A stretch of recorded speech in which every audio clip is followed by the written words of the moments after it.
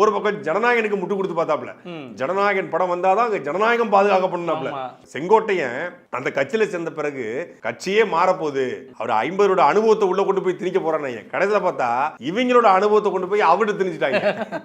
இவங்க தான் இப்ப புதுசா வந்தவங்க தியேட்டர்ல இருந்து வந்து அவருக்கு விஜய்க்கு சில்லறையை சேர விடுறாங்கன்னா, 50 ஆண்டுகள் அரசியல்வாதி, 9 முறை சட்டமன்ற உறுப்பினர், எம்ஜிஆர் ஜெயலலிதாவோட அரசியல் பண்ணவர், தமிழ்நாட்டில் 4 முறை அமைச்சராக இருந்தவர்.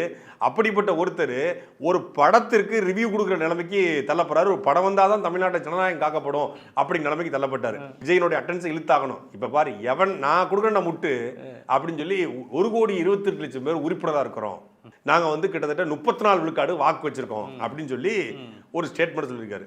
ஒரு வாரத்துக்கு முன்னாடி வாய்ஸ் ஆஃப் காமன்ல இருந்து ஒரு சர்வே எடுத்திருக்காங்க, தமிழ்நாடு முழுக்க சர்வே எடுத்திருக்காங்க. அந்த சர்வே, அதாவது ஒரு சில இடங்கள்ல ஏறி இறங்கி அப்படி வந்திருக்கு. அந்த மொத்த சர்வே ரிசல்ட்ல இவர் சொன்ன அந்த புள்ளி விவரம் இருக்குல்ல, அதுல 1 உண்மை, 2வது பாதி உண்மை.